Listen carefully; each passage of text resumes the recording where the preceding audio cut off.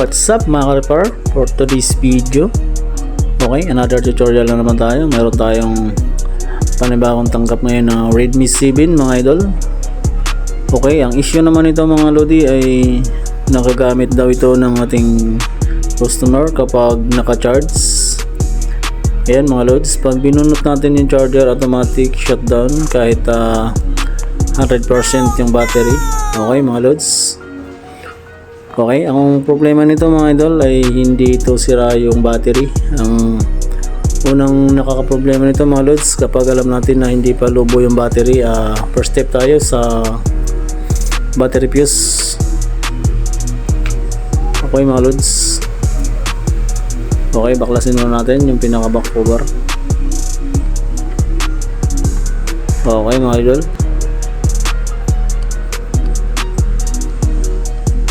Okay.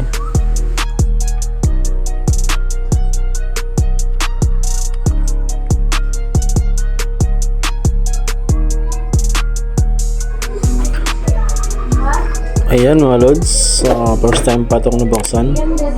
Okay, dyan natin malalaman mga lods na goods pa yung battery. Ayan, makikita mo naman yan.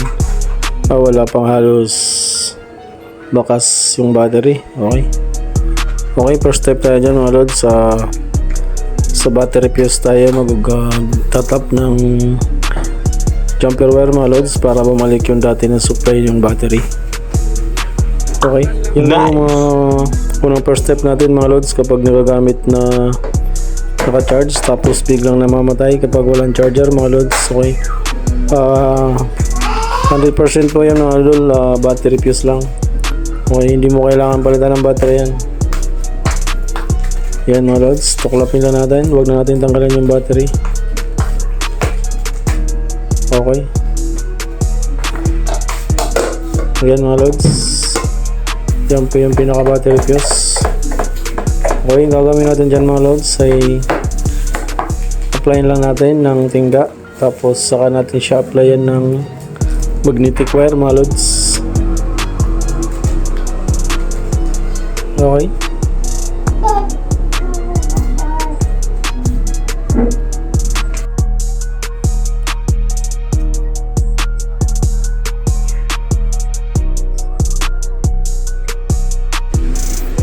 okay mga idol.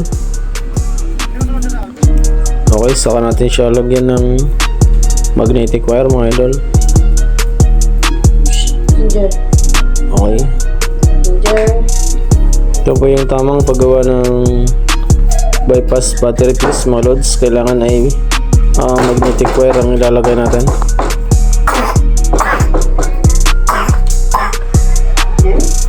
Okay. Okay mga idol, ito po yung tamang process sa paggawa ng battery fuse. Wag po natin direct tingga. Okay. Okay, try natin mga idol.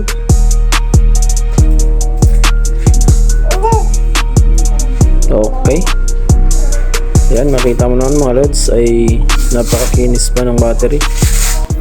Okay, try natin mga idol na walang charger kung success. Okay, goods. Nice. Goods na goods mga idol. Yan, success. Goods. Okay, sa mga nakapanood, please like and share. Please subscribe na rin sa ating channel at TG Pong TV Vlogs. Success mga lodi. Okay, goods.